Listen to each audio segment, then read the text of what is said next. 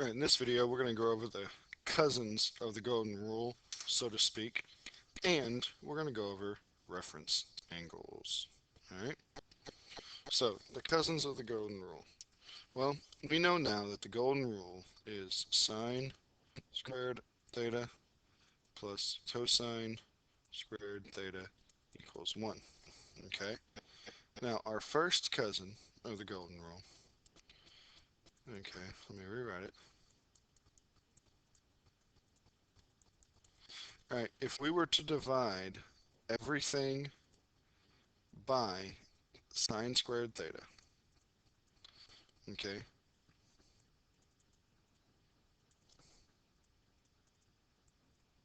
alright, sine squared divided by sine squared is 1. Cosine squared divided by sine squared is a positive cotangent squared. And that equals 1 divided by sine squared, which is cosecant squared. So that's cousin number 1 of the golden rule. Okay? That's cousin number 1 of the golden rule. Now, cousin number 2 of the golden rule is obtained by dividing cosine squared by both sides, or by everything.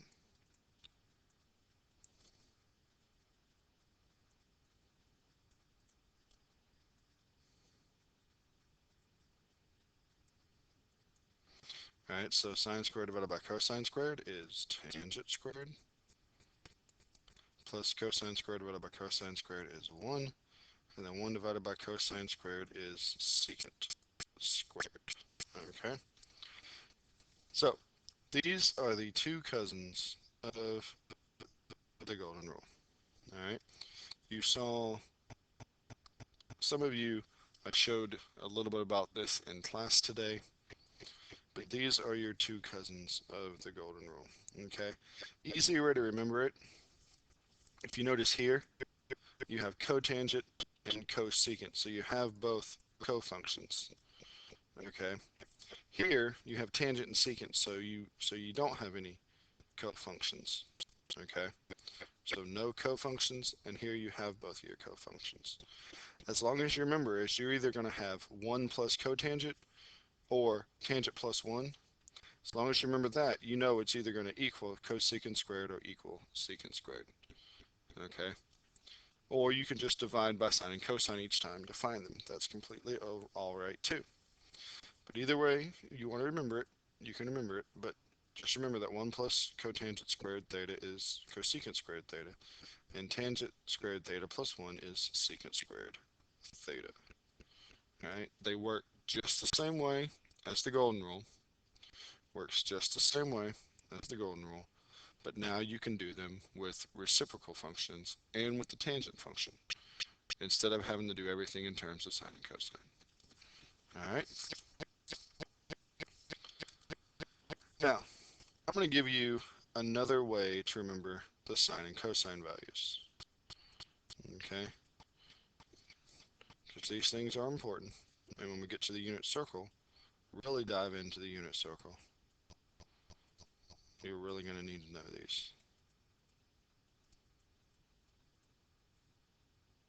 Okay, so we have 0 degrees, and then we have 30 degrees, which is pi over 6 radians.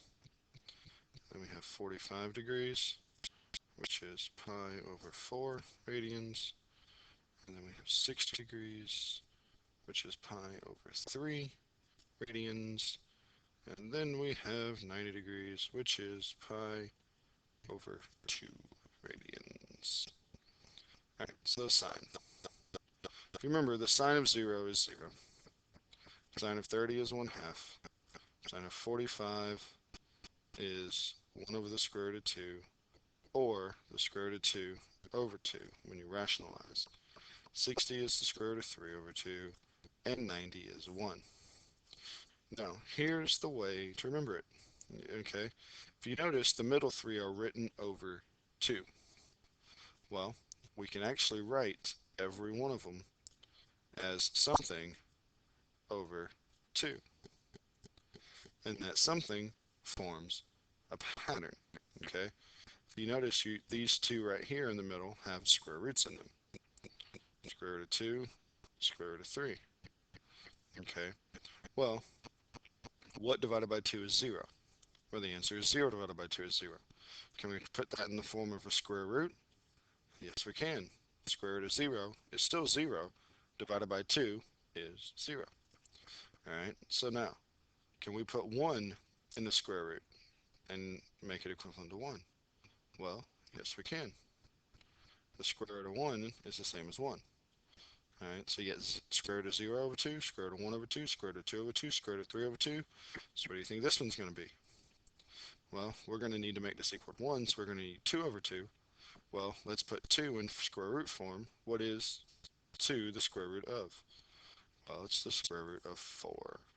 So if you can remember that sine starts at the square root of 0 over 2 and counts up to 4, you'll be able to figure these out fairly quickly. Okay? Now let's look at the cosine.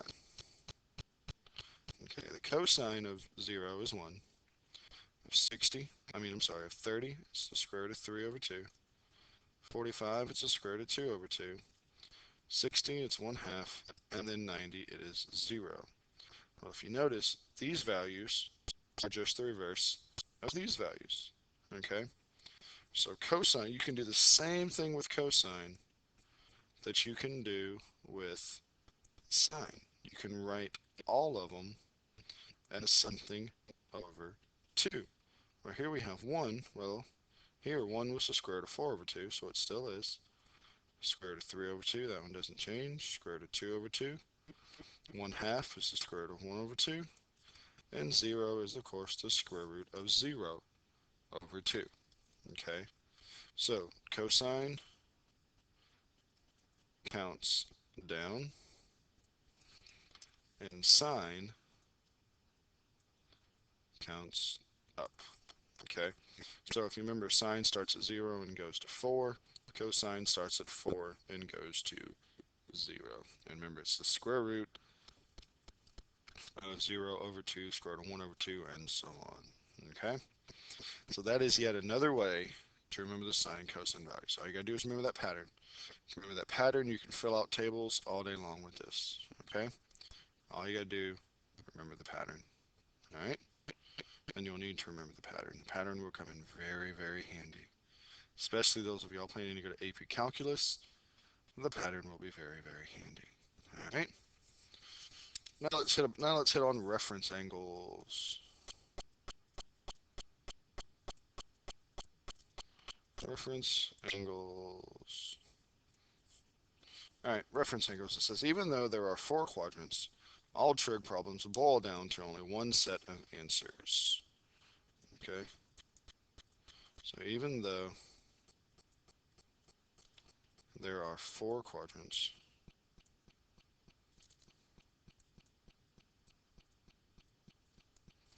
okay, quadrants 1 through 4, all trig problems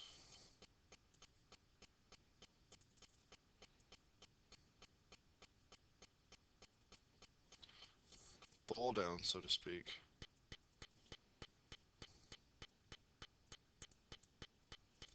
only one set of answers.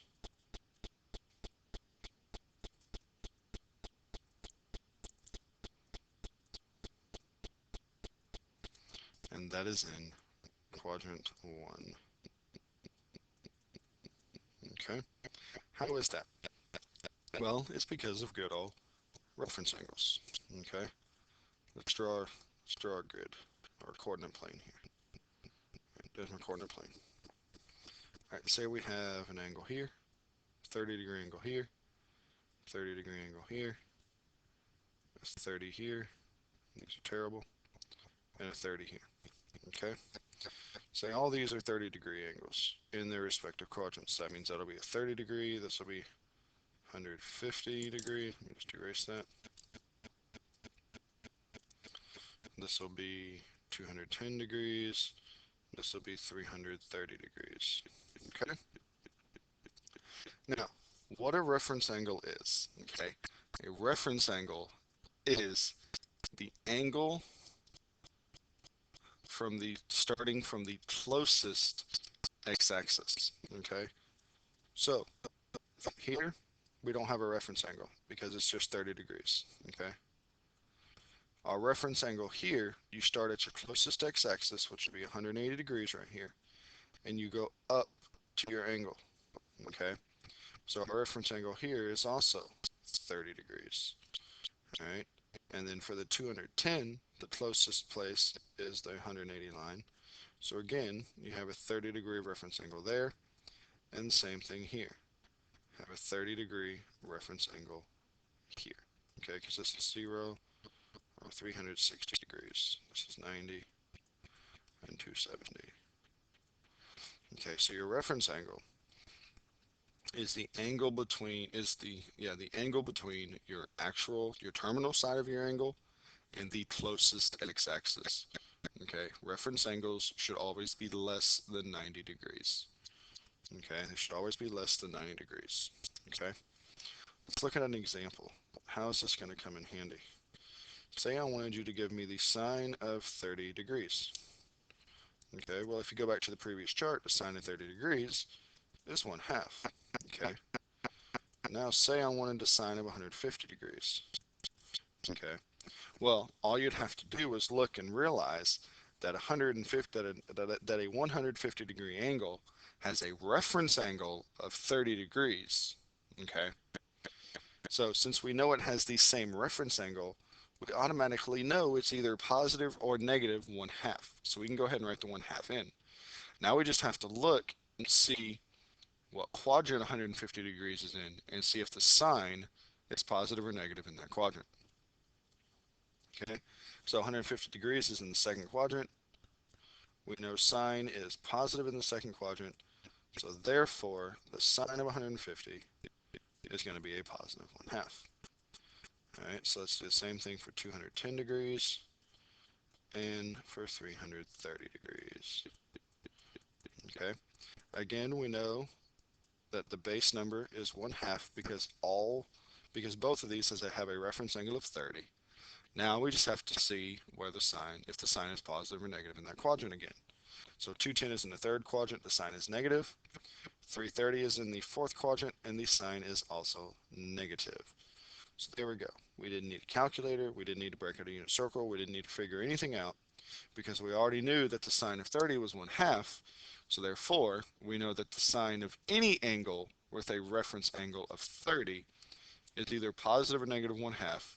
At that point, we just have to pay attention to what quadrant the angle is in to figure out if it's positive or negative. Okay? So these red angles here are your reference angles. Reference angles. That one, and that one. Okay? Like I said, this isn't a reference angle because it's in the first quadrant. Reference angles will not be in the first quadrant. Okay? Now I want you to try one. What is the reference angle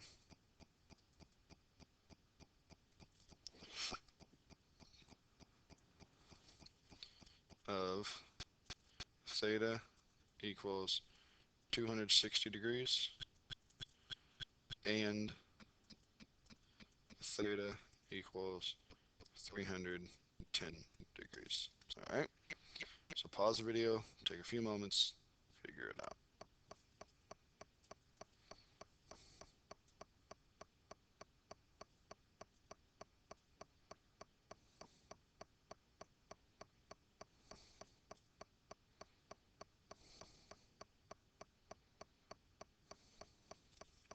All right, while you were away, I took the liberty of starting the problem. All right, so this is 90, 180, and 270 down here. Whoops, darn it. All right, this is 270. All right, so first off, we know this is our 260 degree angle. Right, so now we want to define the reference angle, which is, remember, it's from the closest x-axis. It should always be less than 90 degrees. It's from the closest x-axis. So 180 to 260, how many degrees is that? Well, simple. What's 260 minus 180? Well, the answer is 80. So the reference angle here is going to be 80 degrees. Okay, so the sine, cosine, tangent, and so on values of 260 will be the same of 80, will be the same as 80, just with a different sign, and it'll be negative instead of positive. All right. So now here's our 300, what was it, 10? Yep, 10 degree angle.